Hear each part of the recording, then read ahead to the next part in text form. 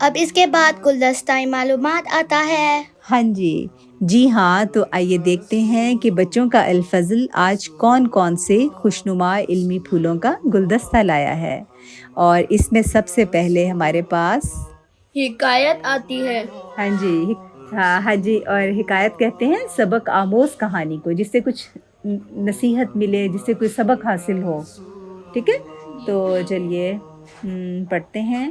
اور یہ حکایت جو ہے پیارے بچوں، حکایات مسیح الزمان علیہ السلام سے لی گئی ہے، جس کا عنوان ہے کہ نماز کے مزے کا کسی دوسرے کو پتہ نہیں لگتا۔ اس کو غور سے آپ سنیں، اس میں بڑی مزے کی چھوٹی چھوٹی سی دلچسپ باتیں ہیں۔ ٹھیک ہے، حضرت مسلم موعود رضی اللہ تعالیٰ عنہ فرماتے ہیں کہ لاہور میں کرکٹ کا میچ ہوا تو ہر ایک کو یہی شوق تھا کہ وہ وہاں جا کر کرکٹ کا میچ دیکھے، حالانکہ سب لوگ اس کے شوقین تو نہیں ہوا کرتے۔ بعض لوگ تاش کے شوقین ہوتے ہیں، یعنی کہ تاش کہتے ہیں کارڈز وغیرہ جو کھیلتے ہیں نا وہ، اور بعض شطرنج کے شوقین ہوتے ہیں، شطرنج چیس کو کہتے ہیں نا، چیس وہ، تو بعض فٹ بال کے شوقین ہوتے ہیں، بعض ٹینس کے شوقین ہوتے ہیں، اور بعض بیڈمنٹن کے شوقین ہوتے ہیں۔ لیکن اس وقت کرکٹ کا میچ ہوا تو سب لوگ اس کی طرف متوجہ ہو گئے، اور ہر شخص یہی چاہتا تھا کہ کسی طرح وہ کرکٹ کا میچ دیکھ لے۔ اسی طرح دنیا میں عیاشی اور دل کی رغبت کے کئی طرح کے سامان ہوتے ہیں، یعنی دل ان کی طرف جو ہے، رغبت سے مراد ہے کھنچتا ہے، ان میں اٹریکشن پیدا ہوتی ہے انسان کے لیے ان چیزوں میں۔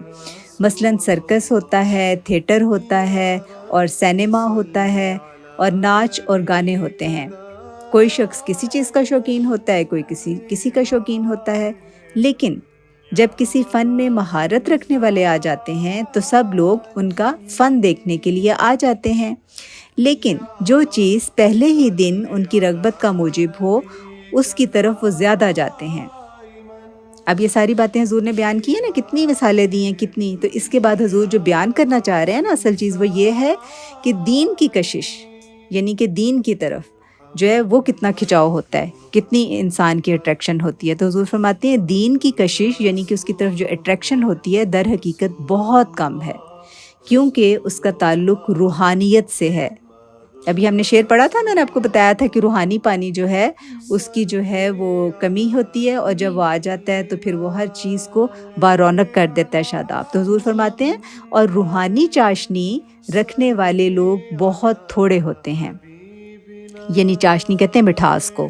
تو سکھوں کے زمانے میں لوٹ مار زیادہ تھی، کسی کے پاس کوئی چیز ہوتی تو دوسرے لوگ اسے چھین لیا کرتے۔ حضرت مسیح موعود علیہ الصلوۃ والسلام فرمایا کرتے تھے کہ ایک مجلس میں یہ ذکر ہو رہا تھا کہ کیا کسی نے گندم کی روٹی کھائی ہے؟ ان دنوں لوگ زیادہ تر باجرہ، جوار اور جو کھاتے تھے، یعنی کہ روٹی جو آج تو ہمیں گندم کی روٹی ملتی ہے نا، جو سب سے مزے کی ہوتی ہے، سب سے ذائقے میں اچھی، لیکن جو گندم تھی نا وہ شاذ ہی ملتی تھی۔ شاذ کا مطلب ہوتا ہے کہ ریئر، بہت کم۔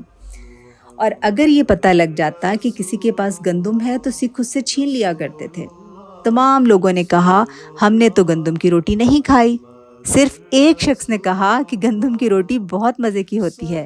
دوسروں نے پوچھا کیا تم نے کھائی ہے گندم کی روٹی؟ اس نے کہا میں نے کھائی تو نہیں، لیکن گندم کی روٹی ایک شخص کو کھاتے دیکھا ہے۔ کھانے والا چٹخارے لے لے کر کھاتا تھا، جس سے میں نے سمجھا کہ گندم کی روٹی بہت مزیدار ہوتی ہے۔ اب گندم کی روٹی ایک مادی چیز ہے، کھانے والا چٹخارے مارتا ہے تو دیکھنے والے کو بھی معلوم ہوتا ہے کہ اسے اس کا مزہ آ رہا ہے، پھر اس کے چہرے کے آثار اور اتار چڑھاؤ سے یہ معلوم ہو جاتا ہے کہ روٹی بہت مزیدار ہے۔ پھر بعض لوگ پلاؤ کھانے کے شوقین ہوتے ہیں، پلاؤ مل جائے تو بہت خوش ہو جاتے ہیں، لیکن روٹی سالن دیا جائے تو اس کی طرف توجہ نہیں کرتے، ہے نا۔ لیکن اب حضور نے کتنی مثالیں دی دیکھیں، لیکن اب حضور پتہ اصل بات کی طرف آ رہے ہیں کہ لیکن نمازوں کے مزے کا کسی دوسرے کو پتہ نہیں لگتا۔ ہم یعنی کہ ان چیزوں کو دوسروں کو دیکھ کے بھی مزے کا اندازہ کر سکتے ہیں کوئی کتنی مزے کی ہوگی، لیکن حضور فرماتے ہیں نماز کا جو مزہ ہے وہ کسی دوسرے کو پتہ نہیں چل سکتا، کیونکہ ان کا مزہ اور لذت مخفی ہوتی ہے۔ مخفی کسے کہتے ہیں؟ جو پوشیدہ ہوتی ہے، چھپی ہوئی ہوتی ہے، وہ نظر نہیں آتی، یعنی چھپی ہوئی جو چیز سامنے نظر نہ آئے، ہائیڈ ہو جو۔ تو جن مادی چیزوں کا مزہ مخفی نہیں ہوتا وہ ہر کوئی محسوس کر لیتا ہے۔ سمجھ آئی آپ کو؟ جی اور اچھا لگا؟ جی ہاں جی. اور یہ جو تھا نا یہ خطبات محمود جلد 36 یعنی کہ 36 صفحہ 31 سے 32 تک سے لیا گیا ہے پیراگراف جو تھا. حضور نے فرمایا کہ اگر ہم کوئی چیز کھائیں تو دوسرے بندے کو پتہ چل جاتا ہے کہ اگر ہم کو اچھا لگا یا نہیں، لیکن جب ہم نماز پڑھتے ہیں دوسرے بندے کو پتہ نہیں سکتا، ہم کو بس پتہ ہے کہ ہم کیسے فیل کرتے ہیں اس کے بارے میں. ہاں جی ٹھیک ہے، آپ بہت اچھا سمجھ گئی ہیں. گلدستے کا اگلا پھول کون سا ہے؟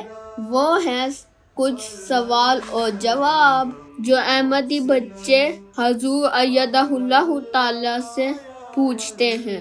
بالکل. ہم پڑھتے ہیں آج کا پہلا سوال جو کہ ہے ٹیکنالوجی سے متعلق. سوال ہے کہ ٹیکنالوجی کے مسلسل استعمال سے کیسے دور رہیں. آئرلینڈ سے تعلق رکھنے والی ایک ناصرہ نے سوال کیا کہ میں ٹیکنالوجی کے مسلسل استعمال سے کیسے دور رہ سکتی ہوں تاکہ یہ میری پڑھائی پر اثر انداز نہ ہو. اب یہ ایسا سوال ہے جس کی آج کل ہر بچے کو اس کا جواب چاہیے ہوگا، ہے نا؟ اور آپ لوگوں کا بھی دل کرتا ہوگا موبائل یوز کرنے کو، یا اس میں ٹی وی بھی ہے. تو حضور نے اس کا جواب ارشاد فرمایا کہ کون سی ٹیکنالوجیاں ہیں آج کل، کمپیوٹر، سیل فون، یہ چیزیں ہیں.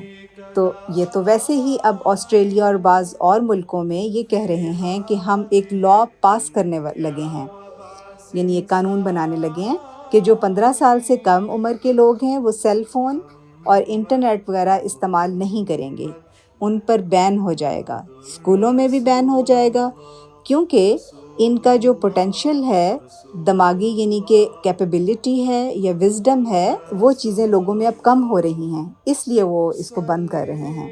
تو حضور انور نے تلقین فرمائی کہ ایک تو یہ ہے کہ سکرین ٹائم تمہارا ہر روز 1 آور ہونا چاہیے، چاہے وہ ٹی وی دیکھو یا انٹرنیٹ دیکھو، اور اسکول سے جو تمہیں کام ملتا ہے وہ بھی تم انٹرنیٹ یا آئی پیڈ پر ہاتھ سے ہی کرتے ہو.